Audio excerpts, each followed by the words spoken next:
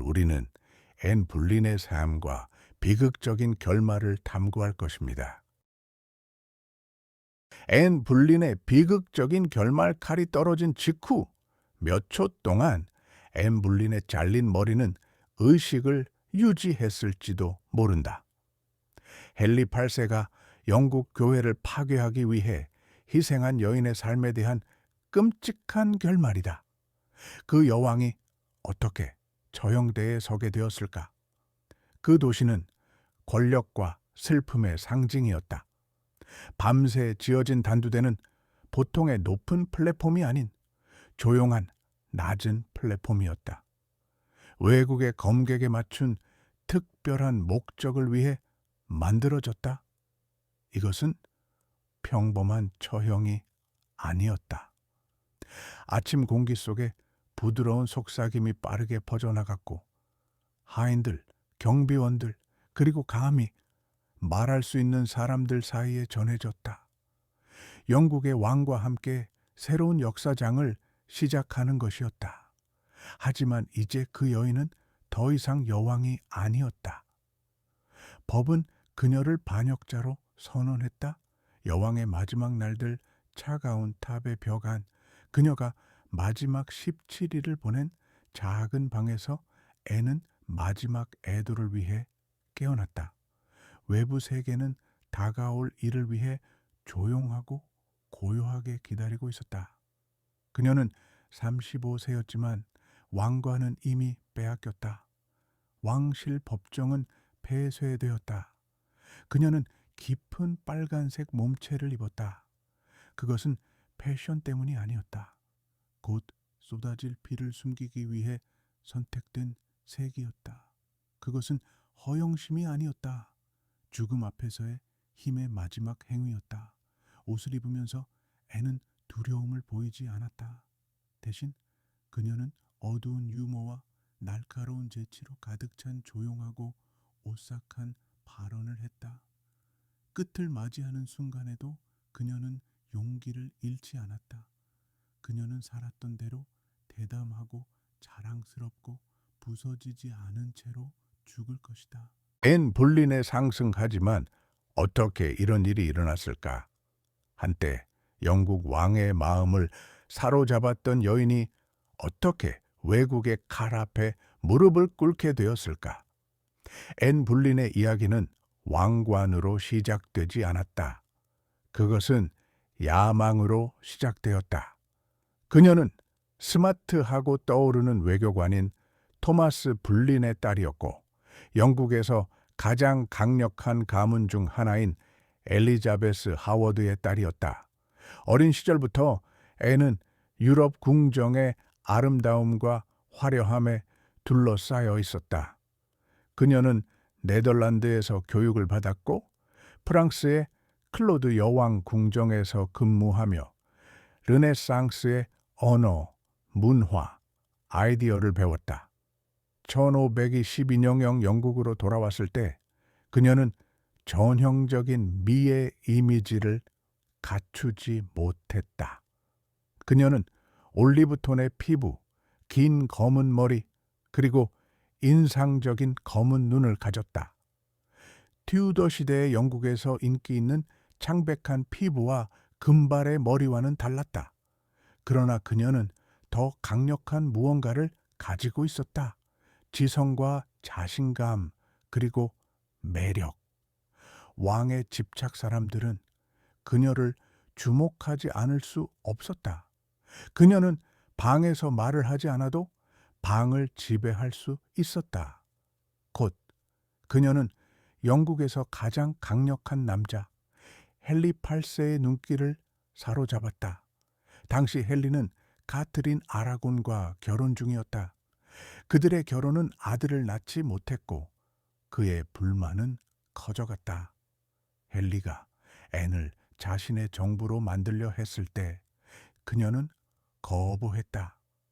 그녀의 언니인 메리 불리는 이미 그 길을 걸었고 앤은 그 길을 따르지 않겠다라고 결심했다. 그녀는 왕에게 내 몸을 원한다면 왕관을 줘야 한다고 말했다. 그것은 대담한 요구였고 거의 상상할 수 없는 일이었다. 그러나 헨리는 집착하게 되었다. 그 뒤로 7년간의 추적과 정치적 혼란이 이어졌다.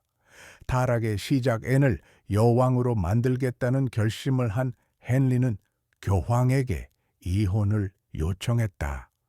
영국의 여왕은 여왕으로 즉위했다. 그녀의 즉위식은 성대했고 한동안 그녀의 위치는 안전해 보였다.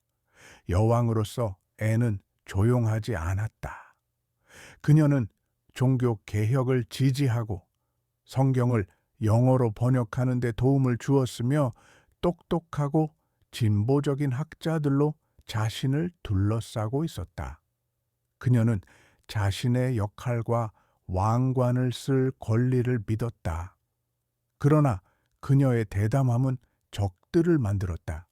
9세대 귀족들은 그녀를 경시했다.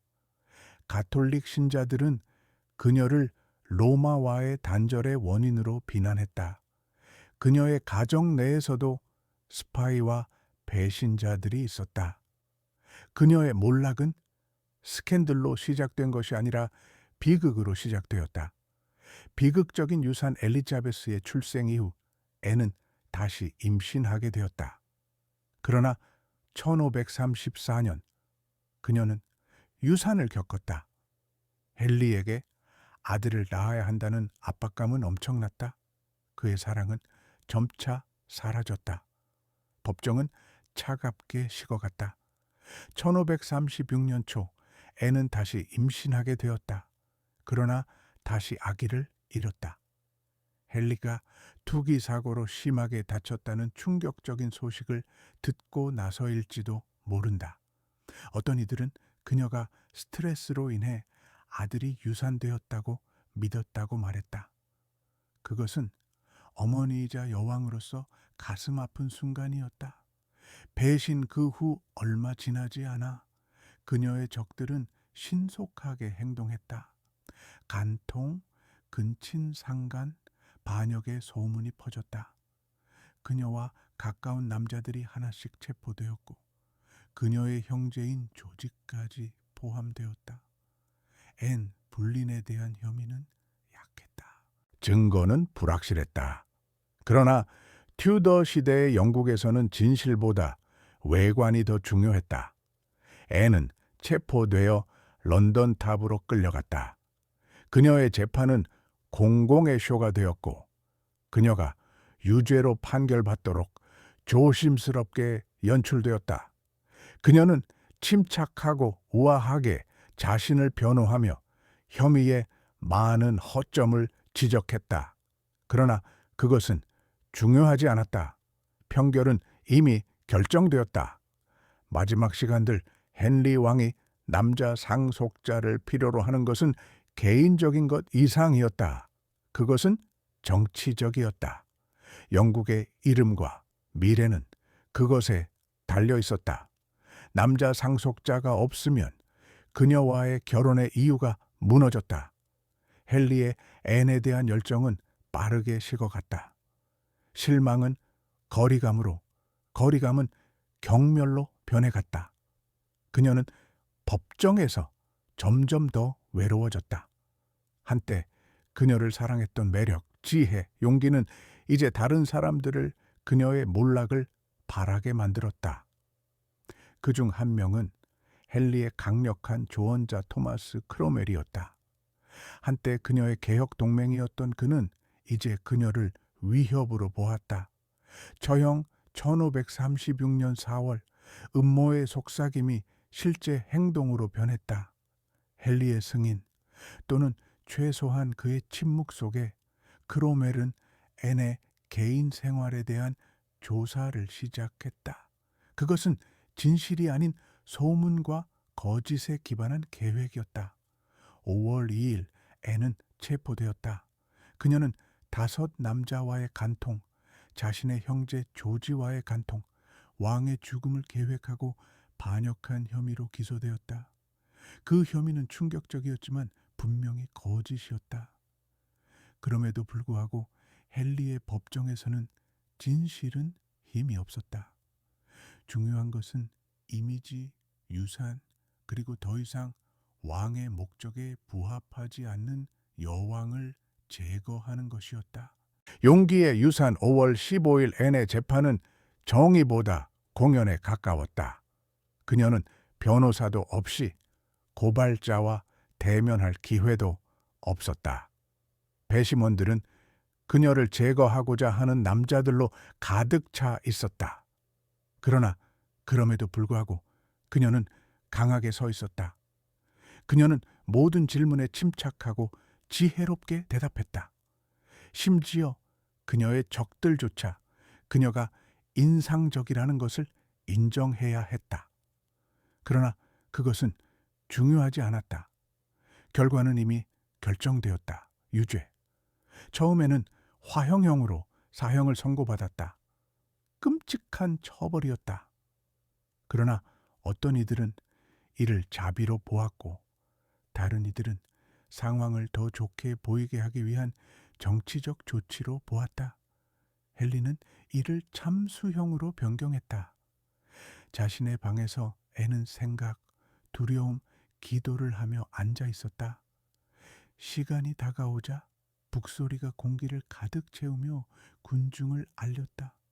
애는 대기 중인 하녀들에게 마지막 인사를 하며 각자에게 깊은 의미가 담긴 작은 선물을 주었다. 그녀는 천막으로 이끌려갔고 그곳에는 약 1,000명의 사람들이 기다리고 있었다. 분위기는 이상하게 조용하고 슬펐다. 그녀가 지나갈 때 많은 사람들이 경의를 표하기 위해 모자를 벗었다. 집행자는 빠른 타격으로 그녀의 생을 끝냈다. 역사의 얼굴을 바꾼 여인이 사망했다. 애는 생명을 잃었지만 그녀의 목적은 잃지 않았다. 그녀는 여성이 조용히 있어야 하는 세상에서 일어서는 용기를 가졌다. 오늘날 거의 5개기 후에도 그녀의 이름은 비극적인 인물로서뿐만 아니라 용기를 가지고 살고 죽은 여성으로서 여전히 회자되고 있다.